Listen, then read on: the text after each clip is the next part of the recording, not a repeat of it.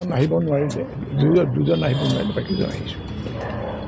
আমি জুবিনৰ পত্নী গৰিমা গাৰ্গ আৰু তেওঁৰ ভনীয়েক প্ৰাইমিক আমি লগ ধৰিলোঁ আৰু তেওঁলোকৰ লগত আমাৰ সমবেদনা জনালোঁ। আমি আচলতে বহুত আগতে আহিব লাগিছিল।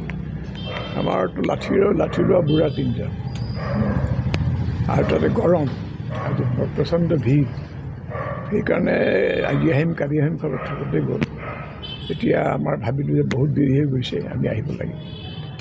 আমাৰ সমবেদনা জনালোঁ আৰু কিবা কিবি কথা পাতিলোঁ আৰু ন্যায় প্ৰক্ৰিয়াটোক লৈ যিটো ন্যায় প্ৰক্ৰিয়া বৰ্তমান যেনেকৈ চলি আছে SIT তদন্তৰ, সেইটো আজি নকমি মই কৈয়ে আছোঁ এইবোৰ কথা। আমি সেইটোক লৈ পেলাই কৈছোঁৱে, মানে সেই সন্দৰ্ভত আমি এতিয়ালৈকে 2টা ষ্টেটমেণ্ট দিলোঁ। গতিকে তাতে আমি ক'ব লগা কথাখিনি আমি তাত কৈছোঁৱেই।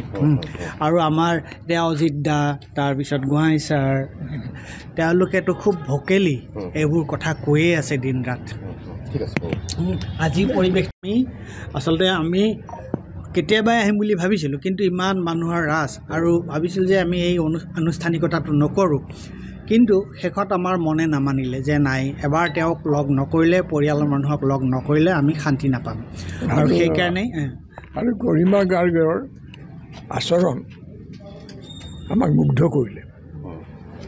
ইমান দৃঢ় আৰু অথচ ইমান বিনয়ী ধৰণে আমাৰ লগত আচৰণ কৰিলে যে তেওঁৰ যে ধৈৰ্য অসীম, তেওঁৰ ব্যক্তিত্বই আমাক মুগ্ধ ক'ব লগা আমাৰ আছে, কিন্তু কম বেলেগ পৰিৱেশত। আজি পৰিস্থিতিটো ক'ব খোজা নাই আৰু সেইটোত আমি কি ক'ম জানিছে।